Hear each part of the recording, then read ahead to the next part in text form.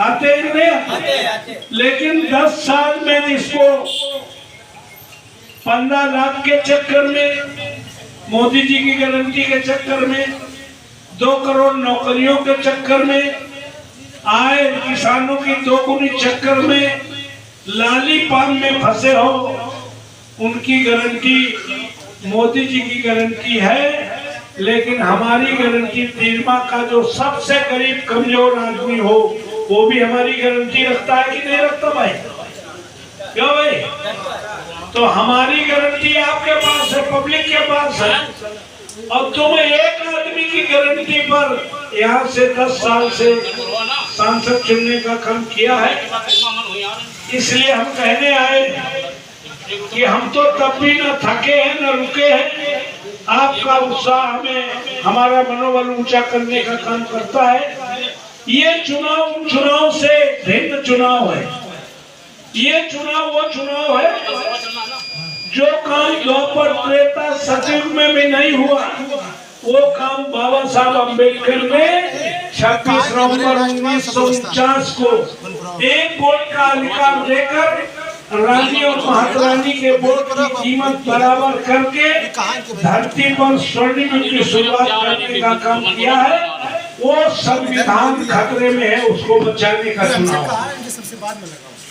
आज 75 साल से ज्यादा जो यहाँ बुजुर्ग होंगे उनसे पूछो क्या 75 साल पहले कोई तिरमा गांव में कोई अगड़ा हो, पिछड़ा हो, दलित हो, कोई पंचायत सदस्य बनता था? क्यों भाई? तो इसलिए वो संविधान जो हमें प्रधान से लेकर प्रधानमंत्री बनने का, तुम्हारी पाल बिरादरी में कोई MP MLA बनता था? अगर बाबा साहब न पैदा होते तो हम MP MLA तो छोड़ो, हम प्रधान बनने का सपना भी नहीं देख सकते। बाबा साहब अम्बेडकर ने कहा कि हम पूरी जिंदगी संघर्ष करने के बाद ये कारवां हम बड़ी मुश्किल से यहाँ तक ला पाए हैं। मेरे चाहने वाले, मेरे मानने वाले इसको आगे न बढ़ाएं, कोई बात नहीं, इसको पीछे ढकेलने का काम ना करें। 140 करोड़ लोगों को किसी भी जात धर्म में पैदा होने वाला व्यक्ति इस देश की सर्वोच्च कुर्सी पर पहुंच सकता है, बैठ सकता है, राजा बन सकता है। इतना बड़ा अधिकार किसी ने आज तक दिया है? वो संविधान बचाने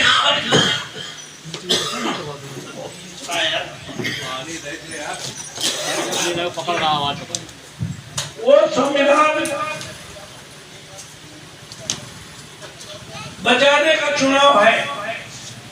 अगर इस बार हम हिंदू मुस्लिम में फंसे, मंदिर मस्जिद में फंसे, डरे बटे, तो आप जान लिए आने वाले समय में कोई भी किसी भी समाज में अगड़ा, दलित, पिछड़ा कोई भी प्रधान बनने का सपना नहीं देख पाएगा।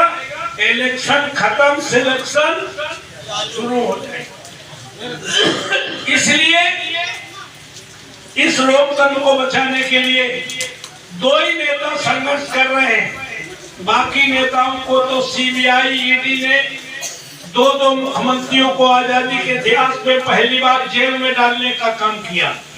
वो अलग बात थी कि लॉ एंड ऑर्डर के मामले में तमाम मुख्यमंत्री सस्पेंड कर दिए गए, लेकिन ये पहली बार है कि मुख्यमंत्रियों के खिलाफ CBI लगाकर जेल में डालने का काम किया गया है। इसलिए हम आपसे निवेदन करने आए हैं, ये 13 तारीख ये अंतिम तारीख है लोकतंत्र के इतिहास में। इस बार चूक हुई तो फिर कभी वोट डालने का मौका तुम्हें नहीं मिलेगा। इसलिए आपसे निवेदन करने आए हैं कि 2 ही नेता हैं जो संविधान को बचा सकते हैं। बहन जी डर गई है, बहन जी ED CBI से डरती है, इसीलिए इंडिया गठबंधन में शामिल नहीं, वो BJP की मदद करने का काम कर रही है। इसलिए हमारे समाज में हमारे लोग ये सुन ले कि बहन जी को वोट देने का मतलब है BJP की मदद करना।